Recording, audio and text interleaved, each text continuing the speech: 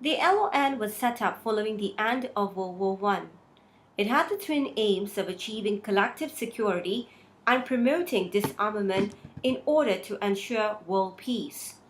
To that end, the League of Nations undertook various steps to promote disarmament in the 1920s and the 1930s. In spite of its efforts, the League of Nations failed to achieve success. To make matters worse, the failure of the LON eventually paved the way for the outbreak of World War II in 1939. In this lesson, we will attempt to understand, firstly, why the League of Nations failed to achieve its goals in the 1920s and the 1930s. Secondly, how did the failure of the LON pave the way for the outbreak of World War II? In 1921, the Washington Naval Conference was organized by the USA.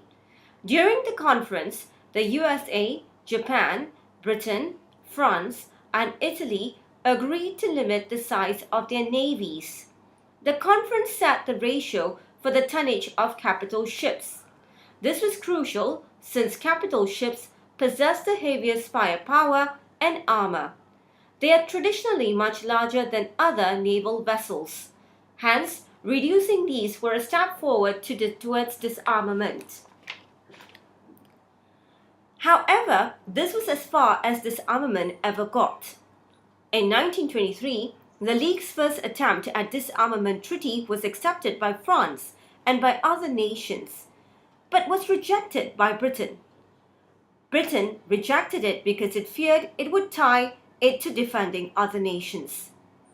In 1928, the U.S. Secretary of State and French Foreign Minister negotiated the Kellogg-Briand Pact between 15 countries, including the USA, France, Britain, and Germany. An agreement that all conflicts should only be resolved by pacifist means was made. However, there was no clear way to enforce the pact. This led countries to doubt the League of Nations' ability to resolve international disputes and create a more peaceful world.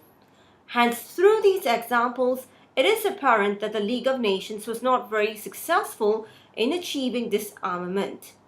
This failure continued in the 1930s. One example would be the World Disarmament Conference held at Geneva between 1932 to 1934.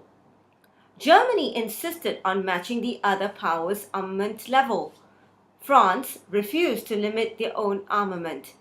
Britain and USA refused to commit at the level requested by France. Germany consequently withdrew from the League of Nations.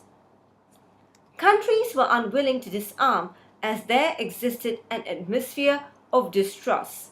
Moreover, they wanted to protect their own national interests. This made it impossible for any meaningful progress to be made towards disarmament and towards achieving world peace. The fatal blow to the League came when the Italian dictator Mussolini invaded Abyssinia in 1935. Italy was a leading member of the League of Nations. However, its leader Mussolini was ambitious and wanted to expand the Italian empire by invading other countries. Mussolini also wanted revenge for the defeat that Italy had suffered in 1896 when it attempted to invade Abyssinia. More importantly, he wanted the fertile lands and mineral wealth of Abyssinia. In December 1934, there was a dispute between Italian and Abyssinian soldiers at the Walwal oasis. Mussolini claimed that this territory belonged to the Italians and began to build a fort in the Abyssinian border. This resulted in tensions. The Abyssinian leader, Emperor Haile Selassie, appealed to the League for help. In this period, Mussolini was supposedly negotiating with the League to settle the dispute, while at the same time he was shipping his vast army to Africa. Britain and France did not take the situation seriously. They were anxious to keep good relations with Mussolini, who seemed to be their strongest ally against Hitler, who had remilitarized the Rhineland region at that time. They signed an agreement with Mussolini in 1935. This pact was known as the Strasser Front Pact. This formalized an agreement that they would stand united against Germany. Italy invaded Abyssinia in October 1935. The League of Nations imposed a ban on arms sales, loans, exports of rubber and tin to Italy. However, the League delayed a decision for 2 months over whether to ban oil exports to Italy. Britain and France did not close the Suez Canal to Italian ships. They were afraid that their action could lead to war. Italy thus was able to ship war supplies to Abyssinia easily through the Suez Canal. Meanwhile, Britain and French foreign ministers proposed a secret plan to give 2/3 of Abyssinia to stop the invasion. However, details of this plan was released to the French press.